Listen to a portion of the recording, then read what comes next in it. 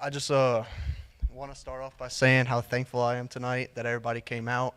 A lot of faces here. I'm thankful that my family's here also. And I'm also thankful for the opportunity that I was given to come up here and preach. Our pastor doesn't take it lightly that who comes up here, he picks people that he really trusts, and I'm glad that you trusted me. But tonight, I titled my message, Me Over Him. And I'm going to be talking about pride tonight. It's something that I believe everybody goes through, everyone. Everybody goes through it. You know, if you say you don't go through it and you don't have it, you're being prideful right there, so you might as well just say you have pride, right? I could say I have my fair share of moments with pride, all right? I remember one day we were, going to basketball trials back freshman year or whatever. Some of y'all may know where I'm going with this, but I was in the car and Josh had promised me, look, whenever you make the team, I promise you a thing of ribs. I was like, all right, well, you better go ahead and cook them up because I'm making this basketball team.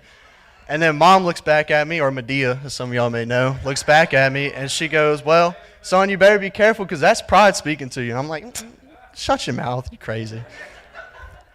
Safe to say I didn't get them ribs because I didn't make the team. So I guess she was right. But look, I just want to dive right into this. I'm going to be in Genesis chapter 4, verse 1. We all know the story of Cain and Abel.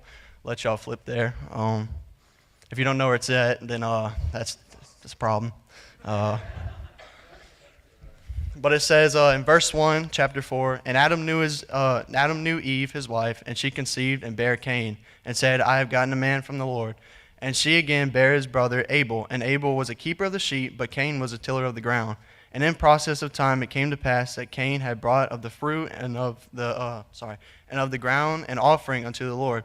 And Abel he also brought of the firstlings of his flock and the fat thereof. And the Lord had respect unto Abel and to his offering. But unto Cain and to his offering he had not respect. And Cain was very wroth, and his countenance fell. And the Lord said unto Cain, Why art thou wroth, and why is thy countenance fallen? If thou doest well, shalt thou not be accepted, and if thou doest not well, sin lieth at the door, and unto thee shall be his desire, and it shall rule over him. And Cain talked with Abel his brother, and it came to pass, when they were in the field, that Cain rose up against his brother and slew him. So to kind of break this down a little bit, I like to look at Cain, right? In the Bible, it only says that he just gave an offering. It doesn't really say, what he gave or whatever, just an offering, and that he thought it was good enough. I like to think in our Christian lives, sometimes we're like Cain, right?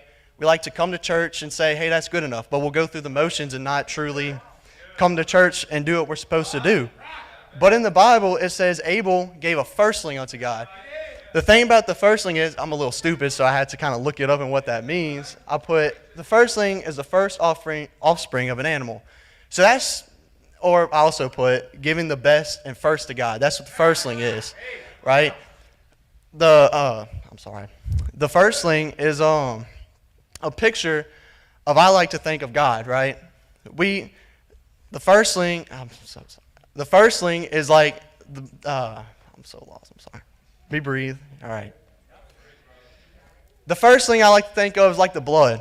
Aren't we glad that God gave his only begotten Son, that if we believe in him, we could be saved and we have access to heaven? But I want to say something. If we have pride right in between us, you can't get to God, right? I'm not saying that God doesn't love you because you have pride. That's not what I'm saying. But I am saying, how are you supposed to have a close relationship with him if you have pride? He doesn't like pride. It's amongst one of the things that God hates.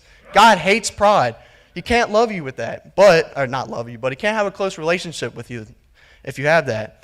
There's a story, most of y'all may know this, very popular story, of a man who had a dream. And in the dream, there was an open field, and right in the middle, there was a fence.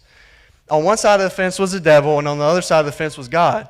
Well, the devil was looking at him and said, well, who do you pick? Do you pick me, or do you pick God?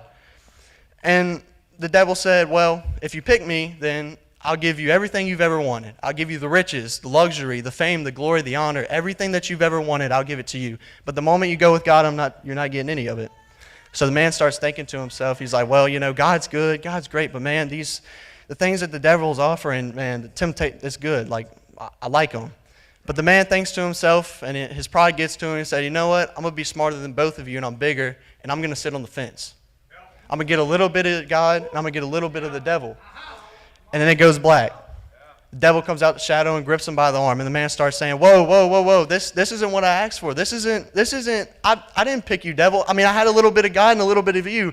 The devil looked at him and said, I own the fence. Devil owns the fence. We're either in it or we're not. Devil owns the fence.